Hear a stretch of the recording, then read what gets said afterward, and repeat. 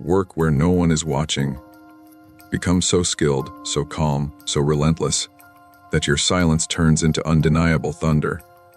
There is a misunderstanding in our era. We have come to equate visibility with value. The feed rewards immediacy, applause makes effort feel real, and the marketplace confuses presentation for preparation. Yet beneath every lasting achievement, there is a long season of unadvertised labor, a patient apprenticeship with one's own limits. To be silent and work loud is not merely a tactic, it is an ethic. It is the stubborn decision to value deep change over shallow recognition, to prefer the slow forging of character to the brittle flash of attention. Begin by noticing the difference between noise and signal. Noise demands your eyeballs, your clicks, your breath in the moment. It evaporates soon after you move on. Signal, by contrast, accumulates. It is the sum of small acts that, repeated without fanfare, produce structural transformation. Think of the craftsman who files metal until the blade sings. Nobody watches most of those strokes. Think of a composer who rewrites the same measure 50 times. No audience applauds each correction. Yet when the guitar rings true or the symphony resolves, the world feels the result as inevitability. That inevitability was purchased in private. Silence is a discipline. It requires resisting the seductive economy of constant affirmation. Every time you narrate a half-formed idea, a portion of your creative capital is spent. Praise is a drug. It short-circuits effort by pretending that statement equals completion. The private builder learns to keep currency. He or she invests attention into the work until the work can stand as argument. The habit of withholding interim publicity is not cowardice, it is stewardship of potential. It protects the project from premature interpretation, from critics who judge before the test is complete, and from collaborators who want to fragment a unity not yet achieved. Working quietly also shapes the experience of failure. When efforts are public, mistakes become spectacle. Shame can calcify and the nervous system reorganizes itself to avoid risk. In privacy, however, failure is raw material. You can fail, map the failure, repair, and try again without the corrosive overlay of reputation anxiety. This safety permits experimentation. It allows the kind of radical tinkering that often precedes major breakthroughs. The person who fears public failure will rarely risk the very moves that create difference. The one who practices in private becomes calibrated to learning rather than to performance. There is an internal logic to solitude that the hurried world does not appreciate. Solitude concentrates associations. In the absence of curated norms, trending opinions, instant punditry, ephemeral metrics, your mind can practice juxtaposition. It can marry ideas that the noise would keep separate. In silence, thought thickens. The rare combination, a metaphor that clarifies, a practice that transforms, is born when the mind has the luxury to wander and the discipline to return. The public realm favors the short sentence. The private workshop births the complex book. If you expect to change the world, you must first be willing to be unremarkable for a long time. Importantly, working quietly trains the metabolism of desire. The public life tends to externalize worth. Likes, applause, and recognition supply the appetite. Private workers convert that appetite into intrinsic standards. They measure themselves not by applause, but by fidelity to a standard of craft. This interior standard is more durable because it does not require others' assent.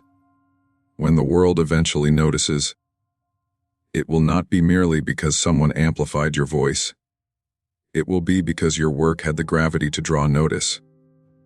That gravity originates in invisible consistency. Finally, the ethic of silent work is humane. It frees you from the tyranny of perpetual proof. When a life is built in private, you are liberated to be undone and rebuilt without spectacle. You can revise without enemies, repent without headlines, and learn without humiliation. This freedom is a kind of dignity. The person who has learned to labor in the quiet is less likely to trade their future for a momentary glow. They are less likely to be seduced by vanity initiatives. They will be able to show up when it really matters, with competence, calm, and endurance. So choose the quiet. Choose the discipline of doing the thing that pinpoints fashion cannot copy. Recognize the long arithmetic of small acts. Above all, be patient with the unseen. It is not emptiness, but the fertile dark out of which the loudest results are grown. The worker who values the hidden process eventually becomes the public miracle. If the first section is a moral case for quiet labor, this section turns practical. How does one convert silence into mastery? The mechanics are deceptively simple, but they demand stubborn attention: structure, feedback, ritual, boundary, and revision. These 5 elements, practiced with rigor, convert intermittent effort into governed growth. Begin with structure. Freedom without structure becomes procrastination. The private artisan builds a regiment, a place and a time that are non-negotiable. This is not glamorous. It may be a modest desk at dawn, a particular seat in a studio, or a fixed route for walking and thinking. The point of structure is to create predictable conditions for practice. Repetition requires a container. The container is what keeps the mind returning. Do not wait for inspiration. Create the schedule and let inspiration arrive within the frame. Second, invite feedback. Many private workers imagine solitude is an antisocial withdrawal. It is not. Solitude must be salted by disciplined critique, but the critique must be calibrated. Choose people who understand craft, not crowd-pleasing. A blunt friend who knows the material will shrink illusions faster than 100 admirers. Design feedback loops, short cycles of creation, critique, and correction. Make iteration cheap and frequent. In a private context, feedback is a tool, not a performance. It sharpens rather than showcases. Third, ritualize your practice. Ritual is different from routine because it attaches meaning to action. Light a lamp before writing. Roll a particular wrist stretch before practice. Brew the same tea to begin study. These rituals prime the nervous system, signaling that a special mode of attention is required. Rituals minimize friction. They transform the initiation of focus from a battle into an automatic cue. The body begins to recognize the cue and responds. Soon, the first few minutes of work become the strongest minutes. Ritual amplifies marginal gains. Fourth, maintain boundaries. The social world will press to consume your time. Messages, requests, and obligations will present themselves as moral necessities. But the core work must be protected. Set clear limits: a block of uninterrupted hours, no meeting. Day, a dedicated period without social media. The boundary is not isolation, it is stewardship of creative capital. Defend it calmly. The skill of boundary setting is more relevant to production than raw talent. Fifth, practice relentless revision.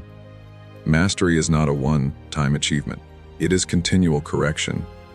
Read your work aloud and detect the roughness. Fail publicly in controlled ways. Attest reading for a trusted circle, to reveal holes before the broader world does. This iterative humility is the engine of excellence. It demands recording, reflecting, and redoing. Over time, the repeated revision buries flaws and surfaces original pattern. These mechanics interact. Structure supports ritual. Boundaries allow revision. Feedback guides iteration. When these systems function, progress is no longer random, it becomes predictable. Compound interest on attention. This predictability produces results that look miraculous to outsiders because the accumulation was unseen.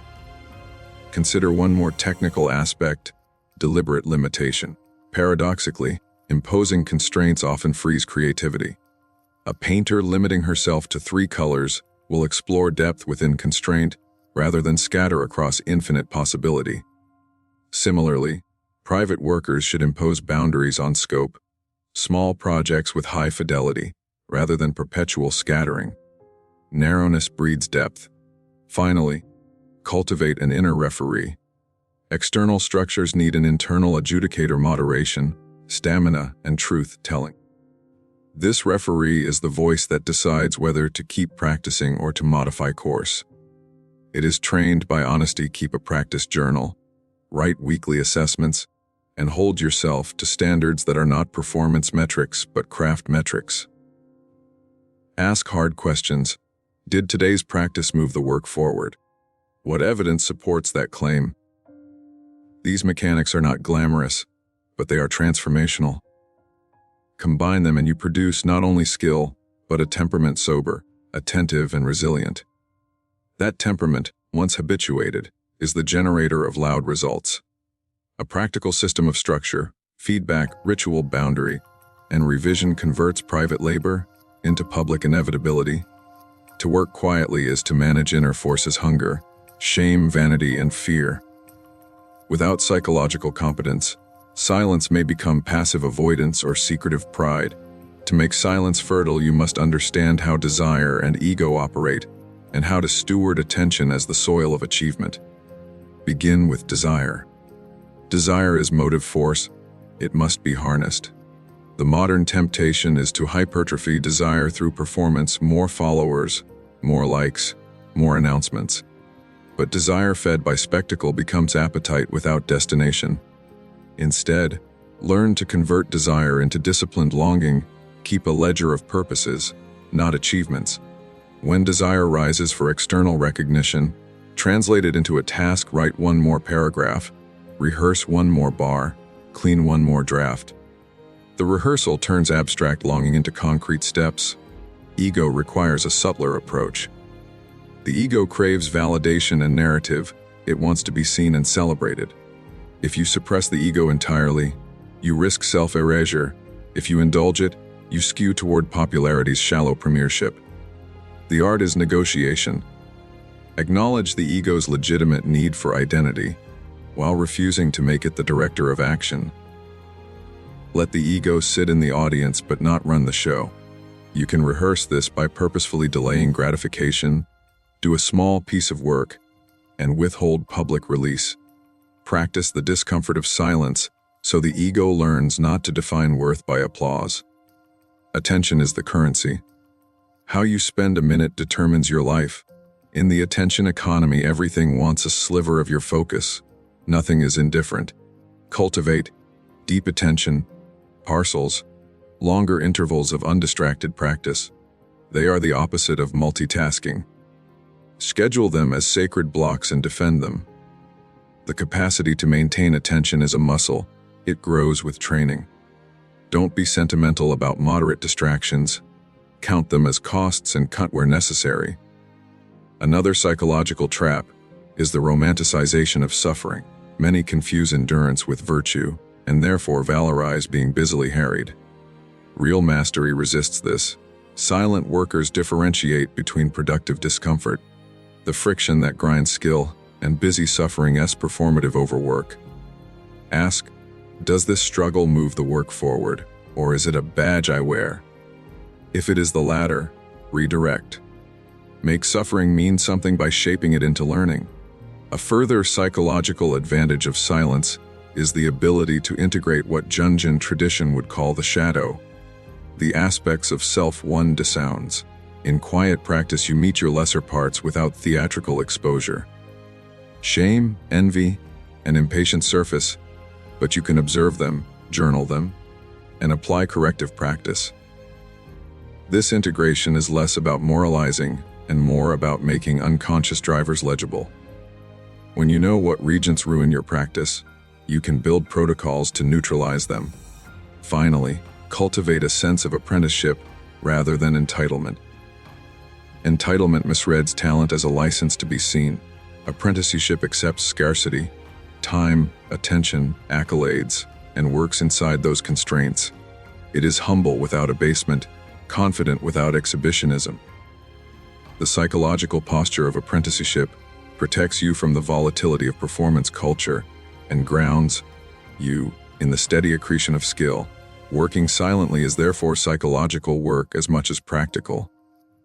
It requires rechanneling desire, moderating ego, protecting attention, distinguishing suffering from progress, integrating shadow elements, and embracing apprenticeship.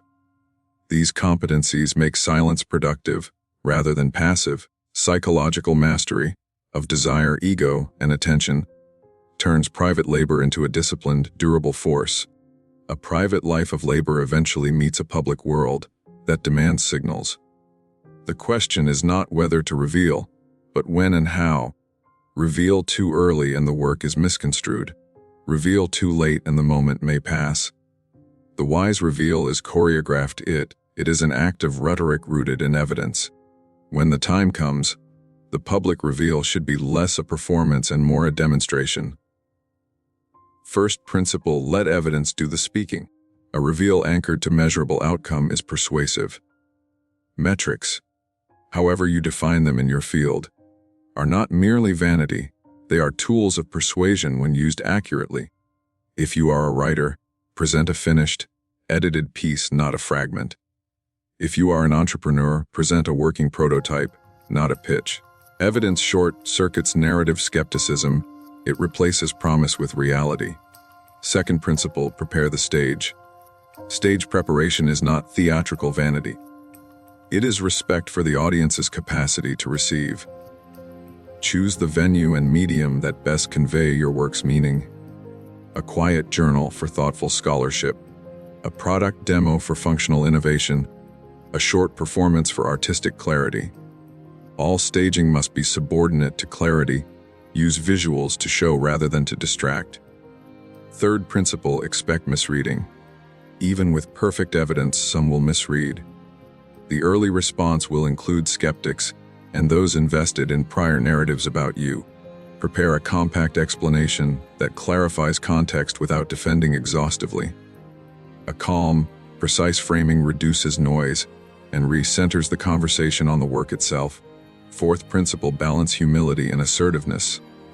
Humility disarms arrogance. Assertiveness claims rightful place. Together they form a rhetoric of integrity. When you unveil, do not posture as though the reveal proves your entire identity.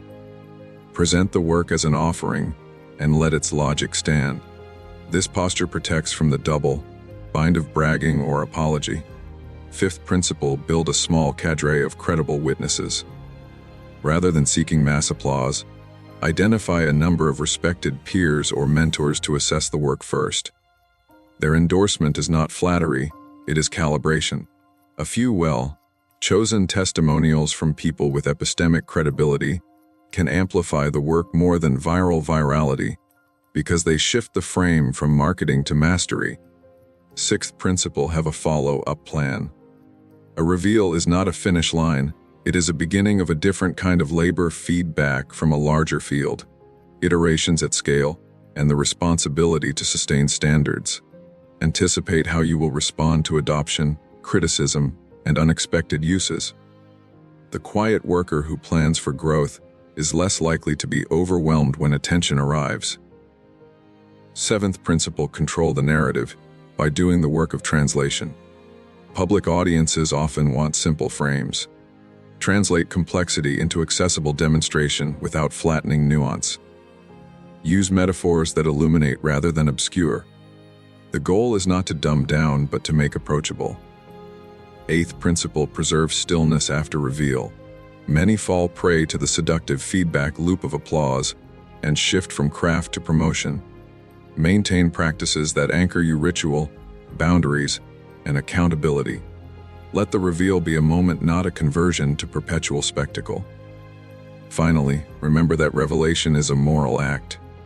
Choose to reveal when the work serves others, not merely your ego. A reveal that helps, instructs, or contributes is more likely to be received with respect than a reveal that is merely an assertion of status. Reveal when the evidence supports you.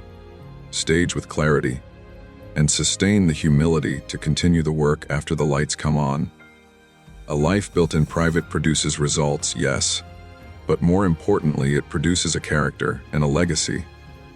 The question for those who choose the quiet path is, how do you live that life sustainably over decades so that the labor shapes not just projects, but the person you become and the influence you leave? First, anchor yourself in values rather than outcomes. Values are the lodestars that guide action, when metrics fail, or when markets shift. Choose a small set of ethical commitments: truthfulness in craft, generosity of time, fidelity to learning, and let those shape decisions. Values protect you from short-termism. They make it easier to refuse spectacles that would corrupt the practice. Second, cultivate a community of practice. Loneliness is the common hazard of private work. Build a modest, durable circle of people who take their craft seriously. Not fans, but peers, people who will call you out, help refine your work, and share burdens. A community prevents the private workshop from becoming a private vanity project. It supplies the regenerative friction necessary for durable growth. Third, teach what you learn. The purpose of mastery is not hoarding, it is transmission. Teaching is the final test of understanding. When you can articulate a practice clearly enough for another to try, you've moved from amateur to authority. Teaching also creates social structures that propagate your work beyond your lifespan. Think of the coach, the mentor, the quiet teacher who multiplies influence not by applause but by apprentices. Fourth, design for continuity. Legacy is not an arrangement, it is a system. Codify what you do: journals, protocols, templates, and apprenticeships. If your work is ephemeral, because it rests only in your private muscle memory, it dies with you. If it is translated into method, language, and habit, it can persist.